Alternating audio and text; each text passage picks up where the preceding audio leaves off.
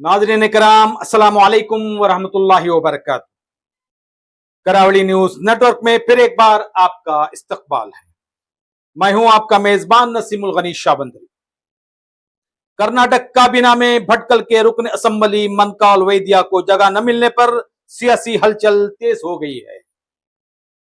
इसी सिलसिले में फिशरमैन्स एसोसिएशन भटकल की जानिब से मुनाकदा प्रेस कॉन्फ्रेंस में काबीना की तश्कील पर शदीद नाराजगी का इजहार किया गया। एसोसिएशन के नुमाइंदों का कहना था कि मनकाल वैद्या ने कई बरसों तक कांग्रेस पार्टी के लिए भरपूर खिदमत अंजाम दी, अवामी मसाइल को हर सतह पर मौसर अंदाज में उठाया और साहिली कर्नाटक की तरक्की के लिए मुसलसल जद्दोजहद की। इसके बावजूद इन्हें काबीना में शामिल न करना न सिर्फ एक बासलाहियत रहनुमा बल्कि पूरे साहिली खित्ते के अवाम के साथ नाइंसाफी है। प्रेस कॉन्फ्रेंस में यह भी दावा किया गया कि आखिरी लम्हों में मनकाल वैद्या का नाम काबीना की फहरिस्त से हटा दिया गया, जिसके बाद कारकुनों और अवाम में शदीद बेचैनी और नाराजगी पाई जा रही है। उन्होंने मजीद कहा कि भटकल और साहिली कर्नाटक के अवाम अपनी आवाज को हर जमहूरी प्लेटफॉर्म पर बुलंद करेंगे और अपने हुकूक के लिए जद्दोजहद जारी रखेंगे। आखिर में फिशरमैन्स एसोसिएशन भटकल ने रियासती क़यादत से मुतालबा किया कि अवामी जज्बात और पार्टी कारकुनों की ख्वाहिशात का एहतराम करते हुए मनकाल वैद्या को जल्द अज जल्द काबीना में शामिल किया जाए। अब देखना यह होगा कि क्या कांग्रेस क़यादत इस मुतालबे पर गौर करती है या फिर यह नाराजगी आने वाले सियासी मंजरनामे में एक बड़े चैलेंज की शक्ल इख्तियार करेगी। देखिए हमारी खास रिपोर्ट वीडियो की शक्ल में। तब तक के लिए अपने दोस्त को इजाजत दें। आदाब। ಕೆಲವೇ ಕ್ಷಣದಲ್ಲೇ ಮಾಯ ಹೋಗ್ತಾ ಹೆಸರು ಇನ್ಯಾರ್ದೋ ಹೆಸರು ಬಂದು ತುರ್ಕೊಂಡು ಜಿಲ್ಲೆಯಲ್ಲಿ ಮೀನುಗಾರರು ಅಂದ್ರೆ ಖಾಲಿ ಮೀನುಗಾರರೇ ಈ ಮೀನು ವೃತ್ತಿಯನ್ನು ಮಾಡ್ತಾ ಇಲ್ಲ. ಎಲ್ಲಾ ಜಾತಿಯವರು ಮೀನು ವೃತ್ತಿಯನ್ನು ಅವಲಂಬಿಸಿದ್ದಾರೆ. ಹೆಚ್ಚಿನ ಪರ್ಸೆಂಟ್ ಸಾಧಾರಣ ಎಲ್ಲಾ ಸಮಾಜದವರು ಎಲ್ಲ ಸಮುದಾಯದವರು ಮೀನು ವೃತ್ತಿಯನ್ನ ಅವಲಂಬಿಸೇ ಇದ್ದಾರೆ. ಬೇಸಾಯ ಮಾಡುವವರು ಕೂಡ ಮೀನು ವೃತ್ತಿಯನ್ನು ಅವಲಂಬಿಸಿದ್ದಾರೆ. ಎಷ್ಟೋ ಜನ ಮೀನು ವೃತ್ತಿಯಲ್ಲೇ ಇದ್ದಾರೆ, ಆ ದಂಧೆಯನ್ನು ಮಾಡ್ಕೊಂಡಿದ್ದಾರೆ. ಹಾಗಾಗಿ ಇನ್ನು ಮುಂದಿನ ದಿನದಲ್ಲಿ ಅವರು ಕೂಡ ಈ ಒಂದು ಈ ವಿರೋಧಕ್ಕೆ ಖಾಲಿ ನಮ್ಮ ಮೀನುಗಾರರಷ್ಟೇ ಮಾಡಿದ್ದಾರೆ, ಮುಂದಿನ ದಿನದಲ್ಲಿ ಅವರು ಕೂಡ ಇದು ವಿರೋಧ ವ್ಯಕ್ತಪಡಿಸ್ತಾರೆ ಅನ್ನೋ ಭಾವನೆ ಇದೆ. ಹಾಗಾಗಿ ಎಲ್ಲಿ ಮೀನುಗಾರಿಕೆ ಒಂದು ಸಮುದ್ರ ಮೀನುಗಾರಿಕೆ, ಇನ್ನೊಂದು ಒಳನಾಡ ಮೀನುಗಾರಿಕೆ ಅಂತ ಇದೆ. ಎಲ್ಲಿಯೋ ಇದ್ದವರನ್ನ ಒಳನಾಡ ಮೀನುಗಾರಿಕೆಯನ್ನು ಅವಲಂಬಿಸಿದ್ದವರನ್ನ ಈ ಸಮುದ್ರದ ಮೀನುಗಾರಿಕೆಯನ್ನ ಅರಿತುಕೊಳ್ಳಿಕ್ಕೆ ಅಷ್ಟು ಸುಲಭ ಸಾಧ್ಯ ಇಲ್ಲ ಸರ್. ಹಾಗಾಗಿ ಮೀನುಗಾರಿಕೆ ಎನ್ನುವುದು, ಸಮುದ್ರದ ಮೀನುಗಾರಿಕೆ ಎನ್ನುವುದನ್ನ ಅನುಭವ ಪಟ್ಟವರಿಗೆ ಗೊತ್ತು ಅದು ಎಷ್ಟು ಯಾವ ರೀತಿ ಇದೆ.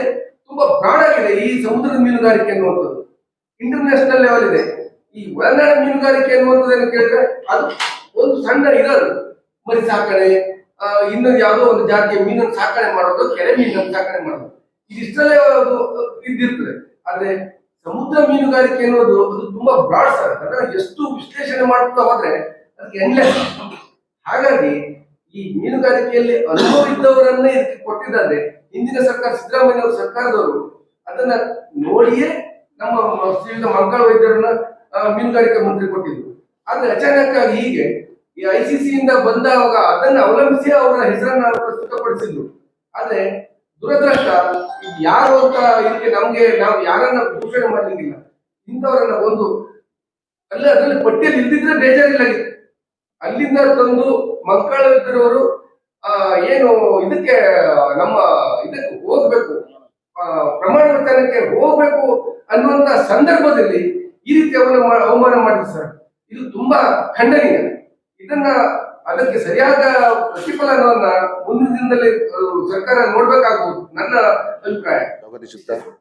ನಾವು ಇವತ್ತು ಮೊದಲನೇದಾಗಿ ಸೇರಿದ್ದು ಯಾಕಂತ ಹೇಳಿದ್ರೆ, ಸನ್ಮಾನ್ಯ ಸಚಿವರಾದಂಥ ಮಂಕಾಳ ವೈದ್ಯರನ್ನು ತಮ್ಮ ಪಟ್ಟಿಯಲ್ಲಿದ್ದ ಹೆಸರನ್ನು ಹಾಕಿದ್ದು ಯಾಕೆ? ಇದು ನಮ್ಮದು ಖಂಡನೀಯ. ಇದು ರಾಜ್ಯಾದ್ಯಂತ ಇದು ಖಂಡನೀಯ ವಿಷಯ ಆಗಿದೆ, ತಮಗೆಲ್ಲರಿಗೂ ತಿಳಿದಿರೋ ವಿಷಯ. ಅವರು AIC ಇಂದ ಬಂದ ಪಟ್ಟಿಯಲ್ಲಿ ಅವರ ಹೆಸರಿತ್ತು, ಆದರೆ ಕೆಲವೇ ಗಂಟೆಗಳಲ್ಲಿ ಆ ಹೆಸರು ಮೀನುಗಾರಿಕೆಯ ಯಾವ ಸೌಲಭ್ಯಗಳಿದ್ರು ಸರ್ಕಾರದಿಂದ ನೇರವಾಗಿ ಜಿಲ್ಲಾಡಳಿತಕ್ಕೆ ತಂದು ಜಿಲ್ಲಾಡಳಿತ ಮನೆ ಬಾಗಿಲಿಗೆ ಬರುವಂತ ವ್ಯವಸ್ಥೆ ಮಾಡಿದಂತ ಒಬ್ಬ ಧೀಮಂತ ನಾಯಕ. ಇಂತಹ ನಾಯಕ ಈ ಸನ್ಮಾನ್ಯ DK ಶಿವಕುಮಾರ್ ಸಾಹೇಬರ ಸಂಪುಟದಲ್ಲಿ ಇರಬೇಕೆಂಬುದು ನಮ್ಮ ಒತ್ತಾಯಿಸಿ ಅದಕ್ಕಾಗಿ ನಾವು ಖಂಡನೆ ಮಾಡ್ತಾ ಇದ್ದೇವೆ. ಇನ್ನು ಅವಕಾಶ ಸಿಕ್ಕಿದ್ರೆ ಸನ್ಮಾನ್ಯ ಒಬ್ಬ ಯುವಕನನ್ನು ತಮ್ಮ ಮಂತ್ರಿಮಂಡಲದಲ್ಲಿ ಒಬ್ಬ ಮೀನುಗಾರ ಮಂತ್ರಿಯನ್ನ ಮಾಡಬೇಕೆಂದು ಹೇಳಿ ನಮ್ಮ ಇಡೀ ರಾಜ್ಯಾದ್ಯಂತ ಎಲ್ಲ ಮೀನುಗಾರ ಒಕ್ಕರೆಲ್ಲ ವಿನಂತಿಯಾಗಿದೆ. ಹಾಗೂ ಉತ್ತರ ಕನ್ನಡ ಒಂದು ಸಣ್ಣ, ಈಗಾಗಲೇ ನಮ್ಮ ವಿಠಲ್ ದೇಮನ್ ಹೇಳಿದಾಗೆ ದಕ್ಷಿಣ ಕನ್ನಡ ಮತ್ತು ಉತ್ತರ ಕನ್ನಡ ಹೋಲಿಸಿದಾಗ ನಾವು ಬಹಳ ಹಿಂದುಳಿದೆವು. ಅದಕ್ಕಾಗಿ ನಮ್ಮೊಂದಿಗೆ ಸತತವಾಗಿ ಸಂಪರ್ಕದಲ್ಲಿಟ್ಟು ಉತ್ತರ ಕನ್ನಡದ ಅಭಿವೃದ್ಧಿಗಾಗಿ ಹಲವಾರು ಕಾರ್ಯಕ್ರಮ ಮಾಡಿದಂತ ಧೀಮಂತ ನಾಯಕ ಸನ್ಮಾನ್ಯ ಶ್ರೀ ಮಾಂಕಾಳು ಇದರಿಗೆ ತಮ್ಮ ಸಚಿವ ಸಂಪುಟದಲ್ಲಿ ಸೇರಿಸಿಕೊಳ್ಬೇಕಂತ ಮುಖ್ಯಮಂತ್ರಿಯವರ ಹತ್ರ ಇನ್ನೊಮ್ಮೆ ವಿನಂತಿಸುತ್ತಾ ಈ ನಮ್ಮ ಪತ್ರಿಕಾಗೋಷ್ಠಿಗೆ ನಾನು ಕರೆದಕ್ಕೆ ತಮಗೆಲ್ಲರಿಗೂ ವಂದಿಸ್ತಾ ಒಂದೆರಡು ಮಾತು ಕೆಲಸ ಕಾರ್ಯಗಳನ್ನು ಮಾಡಿ ಇನ್ನೂ ಹಲವಾರು ಯೋಜನೆಗಳನ್ನ ಉತ್ತರ ಕನ್ನಡ ಜಿಲ್ಲೆಯಲ್ಲಿ ಜಾರಿ ಮಾಡುವ ಆಲೋಚನೆಗಳಿಂದ ಮುಂದಾಳತ್ವ ವಹಿಸಿದರು. ಅಂಥವರನ್ನ DK ಶಿವಕುಮಾರ್ ಅವರು ತಮ್ಮ ಮಂತ್ರಿಮಂಡಲ ವಿಸ್ತರಣೆ ಸಮಯದಲ್ಲಿ ಕೈಬಿಟ್ಟದ್ದು ತುಂಬಾ ಖಂಡನೀಯ. ಯಾಕಂದ್ರೆ ಉತ್ತರ ಕನ್ನಡ, ದಕ್ಷಿಣ ಕನ್ನಡ ಅಥವಾ ಮಂಗಳೂರಿನಲ್ಲಿ ಮೀನುಗಾರಿಕಾ ಸಮಾಜದಿಂದ ಯಾರೇ ಧುರೀಣರು ಅಥವಾ ನಾಯಕರು ಮಂತ್ರಿಮಂಡಲದಲ್ಲಿಲ್ಲ. ಈ ಸಮಾಜದ ಅಥವಾ ಉತ್ತರ ಕನ್ನಡ, ದಕ್ಷಿಣ ಕನ್ನಡ ಹಾಗೂ ಮಂಗಳೂರಿನ ಅಭಿವೃದ್ಧಿಗೋಸ್ಕರವಾಗಿ ಚಿಂತನೆ ಮಾಡಲಿಕ್ಕೆ, ಕರಾವಳಿ ಭಾಗಗಳ ಪ್ರಗತಿಗೆ ಸ್ಪಂದಿಸುವಂತಹ ನಾಯಕರು ನಮಗೆ ಸಿಗಲಿಲ್ಲ. ಹಾಗೆ ಉಸ್ತುವಾರಿ ಸಚಿವರು ಸಹಿತ ಬೇರೆ ಜಿಲ್ಲೆಯವರಾಗಿದ್ದು ಅವರು ಈ ಜಾಗದ ಪ್ರಾಕೃತಿಕ ಕಷ್ಟ ಸುಖಗಳನ್ನ ಏನಂತ ಹೇಳಿಕೊಂಡು ಅಷ್ಟೊಂದು ಅರಿತವರಲ್ಲ. ಈ ತಪ್ಪನ್ನ ಸರಿಪಡಿಸಿಕೊಳ್ಬೇಕಂತ ನಾವು ಮಾನ್ಯ ಮುಖ್ಯಮಂತ್ರಿಗಳು ಬೇಡ್ಕೊಳ್ತಾ ಇದ್ದೇವೆ. ಹಾಗೆ ಉತ್ತರ ಕನ್ನಡ ಜಿಲ್ಲೆಯಲ್ಲಿ, ದಕ್ಷಿಣ ಕನ್ನಡ ಜಿಲ್ಲೆಯಲ್ಲಿ ಹಾಗೂ ಉಡುಪಿ ಜಿಲ್ಲೆಯಲ್ಲಿ ಉಸ್ತುವಾರಿ ಮಂತ್ರಿಗಳನ್ನ ಅತಿ ಹತ್ತಿರದ ಈ ಕ್ಷೇತ್ರಕ್ಕೆ ಹತ್ತಿರದಲ್ಲಿರುವಂತಹ ಮಂತ್ರಿಗಳನ್ನ ನೇಮಿಸಿ ಜನರ ಕುಂದುಕೊರತೆಗಳನ್ನ ಪರಿಹರಿಸಲಿಕ್ಕೆ ಸರ್ಕಾರ ಕಾಳಜಿ ವಹಿಸಬೇಕಂತ ಕೇಳ್ತಾ ಇದ್ದೇನೆ. ಯಾಕಂದ್ರೆ ಲಕ್ಷ್ಮಣ ಸವದಿ ಅವರಿಗೆ ಆಲ್ರೆಡಿ ಉತ್ತರ ಕನ್ನಡ ಜಿಲ್ಲೆ ಉಸ್ತುವಾರಿ ಅಂತ ಹೇಳ್ತಾ ಇದ್ದಾರೆ. ನಮ್ಮ ಜಿಲ್ಲೆಯಿಂದ ತುಂಬಾ ದೂರದಿಂದ ಬರ್ತಾರೆ, ಅವರು ಬೆಳಗಾವಿ ಕಡೆಯಿಂದ ಬರ್ತಾ ಇದ್ದಾರೆ. ಹಾಗಾಗಿ ಇಲ್ಲಿ ಎಷ್ಟು ಸಮಯ ವಾಸ್ತವ್ಯರ್ತಾರೆ ಗೊತ್ತಿಲ್ಲ, ಅಥವಾ ಇಲ್ಲಿ ತೊಂದರೆಗಳ ಬಗ್ಗೆ ಯಾವ ರೀತಿ ಸ್ಪಂದನೆ ಮಾಡ್ತಾರೆ ಗೊತ್ತಿಲ್ಲ. ಸರ್ಕಾರ ಅದ್ರ ಬಗ್ಗೆ ಗಮನ ಹರಿಸಬೇಕು, ಜನರ ಕುಂದುಕೊರತೆಗಳನ್ನ ಪರಿಹರಿಸಬೇಕು. ಈ ಕೆಲವು ಮಾತುಗಳನ್ನ ಹೇಳ್ತಾ ಸರ್ಕಾರ ಇದ್ರ ಬಗ್ಗೆ ತೀಕ್ಷ್ಣವಾಗಿ ಗಮನ ಕೊಟ್ಟು ಇಲ್ಲಿಯ ಮೀನುಗಾರಿಕಾ ಸಮುದಾಯಕ್ಕೆ ನ್ಯಾಯ ದೊರಕಿಸಬೇಕಂತ ಪ್ರಾರ್ಥನೆ ಮಾಡ್ಕೊಂಡು, ಮೊದಲನೇದಾಗಿ ಭಟ್ಕಳ ತಾಲೂಕದ ಎಲ್ಲ ಪತ್ರಕರ್ತ ಮಿತ್ರರಿಗೆ ಇನ್ನೊಮ್ಮೆ ಸ್ವಾಗತವನ್ನು ಕೋರ್ತೇನೆ. ಕಳೆದ 3 ವರ್ಷದ ಅವಧಿಯಲ್ಲಿ ಕರ್ನಾಟಕ ಸರ್ಕಾರದ ಆವತ್ತಿನ ಮುಖ್ಯಮಂತ್ರಿಗಳು ಸಿದ್ದರಾಮಯ್ಯ ಸಾಹೇಬರು ಅವರ ನೇತೃತ್ವದ ಸರ್ಕಾರದಲ್ಲಿ ಮೀನುಗಾರಿಕಾ ಸಚಿವರಾಗಿ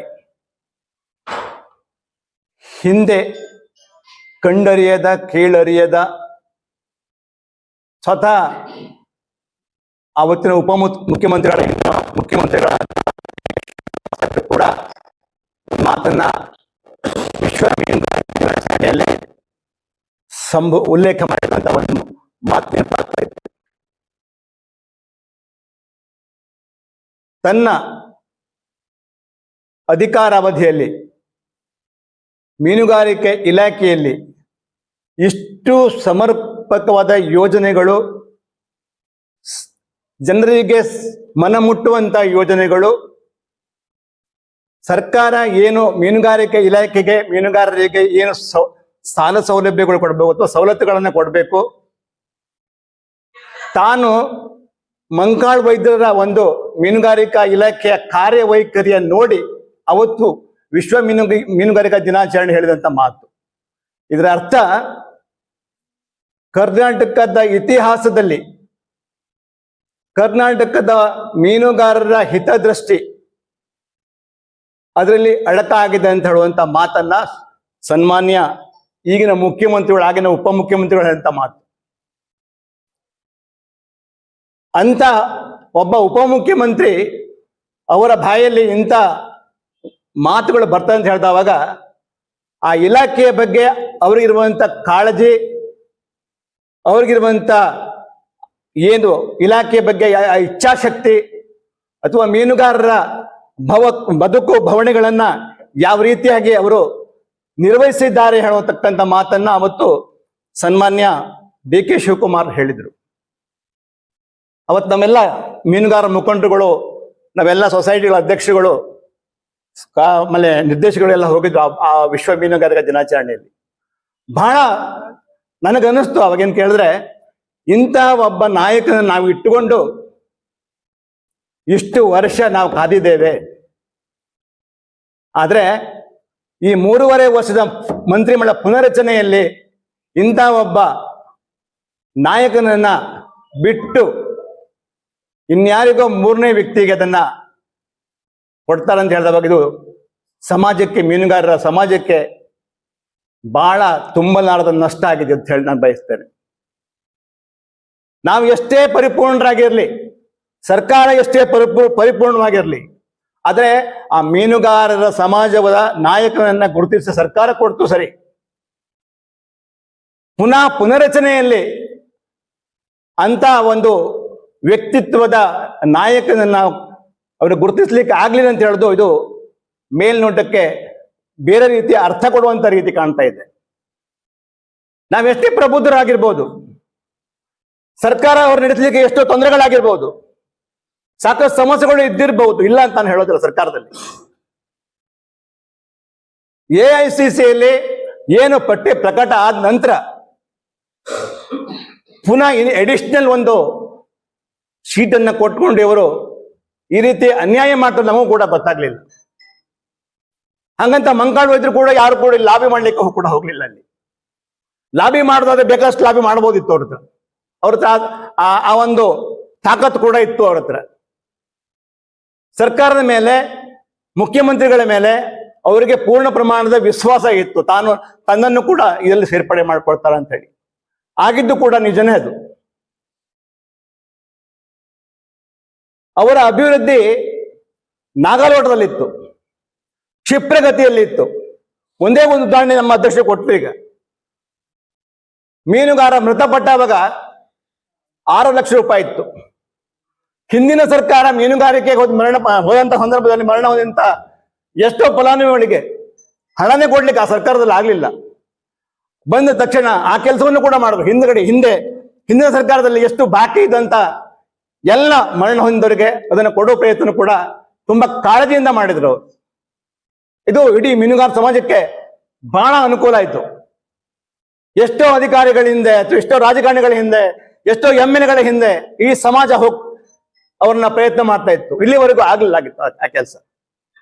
ಯಾಕೋ ಅವ್ರಿಗೂ ಸಮಾಧಾನ ಆಗಿಲ್ಲ. ಈ 6 ಲಕ್ಷ ರೂಪಾಯಿ ಯಾವುದಕ್ಕೂ ಸಮಾಧಾನ ಆಗಿಲ್ಲ. ಉದಾಹರಣೆ, ಒಬ್ಬ ರೈತ ಹತ್ತೋದ್ರೆ ಆಗಿನ ಸಂದರ್ಭದಲ್ಲಿ 5 ಲಕ್ಷ 10 ಲಕ್ಷ ಕೊಡ್ತಾ ಇದ್ರು.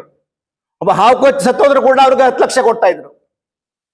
ಆದ್ರೆ ಮೀನುಗಾರ ಸತ್ತೋದ್ರೆ ಅವ್ರಿಗೆ ಯಾರನ್ನೂ ದಿಕ್ಕು ದಿಶೆ ಇಲ್ಲಿಂದ ಆ ಫ್ಯಾಮಿಲಿಯನ್ನ, ಅವರು ಆ ಕುಟುಂಬವನ್ನ ಬಹಳ ಹಿಂದಿಂದ ನೋಡ್ಕೊಳ್ತಾ ಇದ್ರು. ಅದನ್ನ ಮುರುಡೇಶ್ವರದ 2ನೇ ಮೀನುಗಾರಿಕೆ ವಿಶ್ವವಿದ್ಯಾಲಯ ಮುರುಡೇಶ್ವರದಲ್ಲಿ ಅಲ್ಲೇ ಘೋಷಣೆ ಮಾಡಿದ್ರು ಇದೇ ಉಪಮುಖ್ಯಮಂತ್ರಿಗಳು. ಅದನ್ನ 10 ಲಕ್ಷಕ್ಕೆ ಮೇಲ್ದರ್ಜೆ ಮಾಡ್ತೇವೆ ಅಂತ ಹೇಳುವಂತ ಆಸ್ಪತ್ರೆ ಕೊಟ್ಟು ಅದನ್ನು ಕಾರ್ಯಗತಗೊಳಿಸಿದ್ರು. ಇದು ಕೂಡ ಸರ್ಕಾರಕ್ಕೆ ಅಭಿನಂದನೆ ಸಲ್ಲಿಸಬೇಕಾಗ್ತದೆ, ಮಂಗಳೂರು ಎದುರಿಗೂ ಅಭಿನಂದನೆ ಸಲ್ಲಿಸಬೇಕಾಗ್ತದೆ. ಇದು ಸಣ್ಣ ವಿಷಯ ಅಲ್ಲ. ಇದು ಇನ್ನೊಂದು ಕಡೆ ನಿಮ್ಗೆ ಹೇಳ್ಬೋದು, ಚಿಪ್ಪಿಕಲ್ ದುರಂತ ಆಯ್ತು. ಸರ್ಕಾರ 5 ಲಕ್ಷ ಘೋಷಣೆ ಮಾಡ್ತು, ಆದ್ರೆ ಮಂಗಳೂರು ಸಮಾಧಾನ ಆಗ್ಲಿಲ್ಲ. ಅದು ಅವರು ಅದನ್ನ ಸರ್ಕಾರದ ಜೊತೆಗೆ ತನ್ನ ಇಲಾಖೆಯಲ್ಲಿ ಇರ್ತಕ್ಕಂಥ ಏನು ಕೊಡಬೇಕಾಗಿತ್ತೋ 10 ಲಕ್ಷ ಅದನ್ನು ಕೂಡ ಅವರಿಗೆ ಕೊಟ್ಟು ತುಂಬಾ ಆ ಕುಟುಂಬಕ್ಕೆ ಕಣ್ಣೀರು ಒರೆಸುವಂತ ಕೆಲಸವನ್ನ ಮಾಡಿದ್ರು. ಇದೆಲ್ಲ ಇತಿಹಾಸ. ಮಂಕಾಳು ವೈದ್ಯರದ್ದು ಒಂದು ಸಾಧನೆ ಇಷ್ಟೇ ಅಲ್ಲ, ಇಷ್ಟಕ್ಕೆ ಮುಗಿಯೋದಿಲ್ಲ. ಹೇಳಿದ್ರೆ ಸಾಕಷ್ಟುಗಳಿದೆ, ಸಾಕಷ್ಟು ವಿಷಯಗಳನ್ನು ಹೇಳ್ಬೋದು. ಹಾಗಂತ ಆ ಜನಪರ ಕಾಳಜಿ ಇರುವಂತ ವ್ಯಕ್ತಿಯನ್ನ ಈ ರೀತಿ ಅವಮಾನ ಮಾಡಿ ಅವರನ್ನ ಈ ರೀತಿಯಲ್ಲಿ ಅವ್ರನ್ನ ಸರ್ಕಾರ ನೋಡ್ತಾ ಅಂತ ಹೇಳಿದವಾಗ ಇಡೀ ಕರ್ನಾಟಕ ರಾಜ್ಯದ ಎಲ್ಲ ಮೀನುಗಾರರನ್ನ ಖಂಡಿಸ್ತಾ ಇದ್ದಾರೆ. ನಾನು ನೋಡಿದೆ, ದಕ್ಷಿಣ ಕನ್ನಡ ಖಂಡಿಸ್ತಾರೆ, ಹಾವೇರಿಯಲ್ಲಿ ಖಂಡಿಸ್ತಾ ಇದ್ದಾರೆ. ನಾವು ಇವತ್ತು ಇದು ಮಾಡ್ತಾ ಇದ್ದಕ್ಕೆ ತಮ್ಮ ಸುದ್ದಿಗೋಷ್ಠಿ ತಮ್ಮನ್ನು ಪ್ರಚಾರ ಕೊಡ್ತಾ ಇದ್ದೇವೆ. ಯಾಕೆ ಹೀಗೆ ಆಗ್ತಾ ಇದೆ? ಮೀನುಗಾರರ ಬಗ್ಗೆ ಕಾಳಜಿನೇ ಇಲ್ವಾ ಈ ಸರ್ಕಾರಕ್ಕೆ? ಯಾರೋ ಒಬ್ಬ ಉನ್ನತ ಸ್ಥಾನಮಾನ ಹೊಂದಿರುವಂತ ಅಥವಾ ಉನ್ನತ ಕುಟುಂಬ ಹೊಂದಿರುವಂತ, ಉನ್ನತ ಹಿನ್ನೆಲೆ ಹೊಂದಿರುವಂತ ಒಬ್ಬ ವ್ಯಕ್ತಿಯನ್ನ ಇವರನ್ನ ಕಡೆಗಣಿಸಿ ಅವರನ್ನ ಆ ಜಾಗಕ್ಕೆ ಅವರನ್ನು ತಂದು ಸೇರ್ಪಡೆ ಮಾಡ್ತಾ ಹೇಳಿದ ಬಗ್ಗೆ ನಿಜಕ್ಕೂ ಖಂಡನೀಯ ಕೂಡ ಆಗ್ತದೆ. ಇದು ಸರ್ಕಾರದ ಮೇಲೆ ಕೂಡ ಕೆಟ್ಟ ಪರಿಣಾಮ ಕೂಡ ಬೀರ್ತಾ ಇದೆ. ಇದು ಇವತ್ತು ತಾವೆಲ್ಲ ಟಿವಿ ಮಾಧ್ಯಮಗಳನ್ನ ನಾವು ನೋಡ್ತಾ ಇದ್ದೇವೆ. ಕೆಲ ಮಾಧ್ಯಮಗಳು ಬರ್ತಾ ಇದ್ದಾರೆ, ಇವರು ಅವರವರ ವಿವೇಚನೆಗೆ ಬರಿತಾ ಇದ್ದಾರೆ, ಮಂಗಳೂರಲ್ಲಿ ದೊಡ್ಡ ಅನ್ಯಾಯ ಮಾಡಿದ್ದಾರೆ ಸಮಾಜ ಈ ಸರ್ಕಾರ ಅಂತ ಹೇಳಿ. ಈ ರೀತಿ ಲೋಪಗಳು ಬರಬಾರ್ದು. ಹಾಗಂತ ಆ ಸಚಿವ ಪಟ್ಟೇಲ್ ಇಲ್ಲೇ ಇದ್ರೂ ಬೇಜಾರೆಲ್ಲಾಗಿತ್ತು. ಮಂಗಳೂರಿಗೂ ಸಮಾಧಾನ ಇತ್ತು, ಮೀನುಗಾರ ಸಮಾಜಕ್ಕೂ ಸಮಾಧಾನ ಇತ್ತು. ಆ ಸಮಾಜ ಪಟ್ಟಿಯಲ್ಲಿ ಸೇರಿಸ್ಕೊಂಡು ಈ ರೀತಿ ಅವಮಾನ ಮಾಡಿದ ನಿಜಕ್ಕೂ ಖೇದಕರ, ಖಂಡನೀಯ ಕೂಡ ಆಗ್ತದೆ. ಇನ್ನು ಜಿಲ್ಲೆ ಮಟ್ಟದಲ್ಲಿ ಹೇಳೋದಾದ್ರೆ, ಮೊನ್ನೆ ಕಳೆದ 2 ವರ್ಷ ಹಿಂದೆ ನಮ್ಮ ಶಿರೂರು ಗುಡ್ಡ ದುರಂತ, ಸ್ವತಃ ಉಸ್ತುವಾರಿ ಮಂತ್ರಿಗಳು ಸ್ವತಃ ನಿಂತು ಕೆಲಸ ಮಾಡಿದ್ದಾರೆ. ಇದೆಲ್ಲ ಇತಿಹಾಸ. ನಾವೆಲ್ಲ ನೋಡಿದ್ದೇವೆ, ಎಷ್ಟೋ ಮಂತ್ರಿಗಳನ್ನ ನೋಡಿದ್ದೇವೆ. ಯಾವುದೇ ಮಂತ್ರಿ ಕೂಡ ಬರ್ತಾರೆ, ವಿಸಿಟ್ ಮಾಡ್ತಾರೆ, ಅಧಿಕಾರಿಗಳಿಗೆ ಆದೇಶ ಮಾಡ್ತಾರೆ, ಹೋಗ್ಬಿಡ್ತಾರೆ. ಬಟ್ ಮಂಗಳೂರು ಹಾಗೆ ಮಾಡಲಿಲ್ಲ. ಅಲ್ಲೇ ಖುದ್ದು ಪರಿಶೀಲಿಸಿ ಅವ್ರು ಯಾರು ನೊಂದ ಕುಟುಂಬಕ್ಕಿತ್ತು, ಯಾರ್ಯಾರಿಗೆ ತೊಂದರೆ ಆಗಿತ್ತು, ಅವ್ರನ್ನೆಲ್ಲನೂ ಕಣ್ಣೋರಿಸುವಂತೆ ಕೆಲಸ ಮಾಡಿದ್ದಾರೆ. ಯಾರೋ ಒಬ್ಬ ಕೇರಳದ ಡ್ರೈವರ್ ಅವರು ಮರಣ ಹೊಂದರು. ಅದರಲ್ಲಿ ಅಲ್ಲಿಯ ಸರ್ಕಾರ ಕೂಡ ಅಲ್ಲಿ ಸ್ಪಂದಿಸಿತು. ಇದೇ ಉಸ್ತುವಾರಿ ಮಂತ್ರಿಗಳು ಕೂಡ ಅವರನ್ನ ಯಾವ ರೀತಿ ನೋಡಬೇಕು, ಯಾವ ರೀತಿ ಅವರನ್ನ ಸಮಾಧಾನ ಪಡಿಸಬೇಕು ಅನ್ನೋ ರೀತಿಯಲ್ಲಿ ಕೂಡ ಅವರನ್ನ ನೋಡಿದ್ದಾರೆ. ಇದೆಲ್ಲ ಒಬ್ಬ ಮಂತ್ರಿ ಆದಂಥವರಿಗೆ, ಒಬ್ಬ ಉಸ್ತುವಾರಿ ಮಂತ್ರಿ ಆದಂತ ಇರುವಂತಹ ಒಂದು ಅವ್ರದೇ ಅಂತ ಒಂದು ಗೌರವ ಇಟ್ಕೊಂಡು ಕೆಲಸ ಮಾಡ್ತಾರೆ. ಉದಾಹರಣೆ ನಾನು ಇನ್ನೊಂದು ಉದಾಹರಣೆ ಕೊಡ್ತೇನೆ. ಉತ್ತರ ಕನ್ನಡ, ಉಡುಪಿ ಜಿಲ್ಲೆ, ಆಮೇಲೆ ದಕ್ಷಿಣ ಕನ್ನಡ ಜಿಲ್ಲೆ, ಈ ಮೀನುಗಾರಿಕೆಯಲ್ಲೂ ಕೂಡ ಬಹಳ ಮುಂದುವರೆದ ಒಂದು 2 ಜಿಲ್ಲೆ. ದಕ್ಷಿಣ ಕನ್ನಡ ಮಂಗಳೂರು ಇರ್ಬೋದು, ಉಡುಪಿ ಜಿಲ್ಲೆ ಮಲ್ಪೆ ಇರ್ಬೋದು. ಉತ್ತರ ಕನ್ನಡ ಜಿಲ್ಲೆ ಅದು 5% ಕೂಡ ಇಲ್ಲ. ಇಲ್ಲಿ ಅವರ ಜೀವನ ಮಟ್ಟ, ಇಲ್ಲಿಯ ಮೀನುಗಾರ ಜೀವನ ಮಟ್ಟ, ಅದು ಕೂಡ ಕಂಪೇರ್ ಮಾಡ್ಬೇಕು ನಾವು. ಬಹಳ ಅಜಗಜ ಅಂತರ ಇದೆ. ಅದನ್ನ ಸಮತೋಲನ ತರೋ ದೃಷ್ಟಿಯಲ್ಲಿ ಸ್ವಲ್ಪ ಇವ್ರು ಕೆಲಸ ಮಾಡಿದ್ರು. ಆ ಜಿಲ್ಲೆಗೆ ನಾವು ಸ್ಪರ್ಧೆ ಕೊಡಬೇಕು, ನಾವು ಅವ್ರನ್ನು ಕೂಡ ಒಳ್ಳೆಯ ವಾತಾವರಣದಲ್ಲಿ ನಾವು ಕೂಡ ಮೀನುಗಾರ ನೋಡಬೇಕು ಅಂತೇಳಿ ಆ ಜಿಲ್ಲೆಯ ಸಮಗ್ರದ ಚಿಂತನೆ ಮಾಡಿದ್ದಾರೆ ಇವರು. ಸರ್ಕಾರಕ್ಕೆ ಏನು ಬೇಕು ಬೇಡ ಅಂತ ಹೇಳುವಂತೂ ಕೂಡ ತನ್ನ ಒಂದು ದೈನಂದಿನ ಚಟುವಟಿಕೆಯಲ್ಲಿ ಕೂಡ ಅದನ್ನು ಅಳವಡಿಸಿಕೊಂಡು ಸರ್ಕಾರದ ಮಟ್ಟದಲ್ಲಿ ಕೆಲಸ ಮಾಡಿದ್ದಾರೆ. ಇದೆಲ್ಲ ಸರ್ಕಾರಕ್ಕೂ ಗೊತ್ತಾಯ್ತು, ಮುಖ್ಯಮಂತ್ರಿಗಳಿಗೂ ಗೊತ್ತಾಯ್ತು. ಯಾರೋ ಕಾಣದ ಕೈಗಳಲ್ಲಿ ಕೆಲಸ ಮಾಡಿದ್ದಾರೆ. ಯಾರೋ ಕಾಣದ ಕೈಗಳು ಯಾರನ್ನ ಓಲೈಸಿಕೊಳ್ಳಿಕ್ಕೆ ಮಾಡಿದಾರೋ, ಅಥವಾ ಅವರಿದನ್ನೇ ಪಕ್ಷ ಉಳಿತದೋ, ಏನೋ ಒಂದು ಬೇರೆ ಒಂದು ದುರಾಸೆ ಇಟ್ಕೊಂಡು ಅದನ್ನ ಮಾಡ್ತಾ ಕಾಣ್ತಾ ಇದೆ. ಹಾಗಾಗಿ ಸಮಾಜ ಅವರನ್ನ ಒಳ್ಳೆ ರೀತಿಯಲ್ಲಿ ನೋಡ್ಕೊಳ್ಬೇಕು. ಸಮಾಜದ ಅಷ್ಟೇ ಇಲ್ಲ, ಸರ್ಕಾರನೂ ಕೂಡ ಅಂತ ವ್ಯಕ್ತಿಯನ್ನ, ಅಂತ ನಾಯಕನನ್ನ ನಾವು ಸರ್ಕಾರ ಕೂಡ ಅವ್ರ ಬಗ್ಗೆ ಗಮನಿಸ್ಬೇಕು. ಏನೋ ಅಚಾತುರ್ಯ ಆಯ್ತು, ಮುಂದೆ ಬರುವಂತ ದಿವಸದಲ್ಲಿ ಅವರಿಗೆ ಸೂಕ್ತವಾದ ಸ್ಥಾನಮಾನ ಕೊಡಬೇಕು. ಒಂದು ವೇಳೆ ಅದರಲ್ಲೂ ಮೀನಾಮೇಷ ಮಾಡಿದ್ರೆ ಸಮಗ್ರ ಉತ್ತರ ಕನ್ನಡ ಮೀನುಗಾರ ಬಂಧುಗಳು, ಮೀನುಗಾರ ಸಮಾಜದವರು ನಾವು ಕೂಡ ಅದನ್ನ ಪರಿಶೀಲಿಸಬೇಕಾಗ್ತದೆ. ಹಾಗಾಗಿ ರಾಜ್ಯ ಮೀನುಗಾರ ನಾವು ಅದನ್ನ ಅವರಿಗೆ ಸರ್ಕಾರ ಕೂಡ ಗಮನದಲ್ಲಿಟ್ಕೊಂಡು ಅವರಿಗೆ ಸೂಕ್ತ ಸ್ಥಾನಮಾನ ಕೊಡಬೇಕು. ಜೊತೆಗೆ ಮುಂದೆ ಬರುವಂತ ದಿವಸದಲ್ಲಿ ಅವರು ಕೂಡ ತಮಗೆ ಆದ ನೋವನ್ನ, ಘಟನೆಯನ್ನ ಮರೆತು ಕ್ಷೇತ್ರದ ಅಭಿವೃದ್ಧಿಗೆ ಅಥವಾ ಮೀನುಗಾರರ ಅಭಿವೃದ್ಧಿಗೆ ಎಲ್ಲ ರೀತಿಯಲ್ಲಿ ಸಹಕರಿಸಲಿ ಅಂತ ಹೇಳ್ತಾ, ಈ ಸಂದರ್ಭದಲ್ಲಿ ನಿಮ್ಮೆಲ್ಲರಿಗೂ ಒಂದಿವಸ ನಮ್ಮ ಅಧ್ಯಕ್ಷರು ಕೂಡ ಇದ್ದಾರೆ, ಸಮಾಜದ ಮುಖಂಡರುಗಳು ಕೂಡ ಇದ್ದಾರೆ. ಅವ್ರಿಗೆಲ್ಲರಿಗೂ ಒಂದಿವಸಿ ಮಾತನ್ನು ಮುಗಿಸ್ತೇನೆ.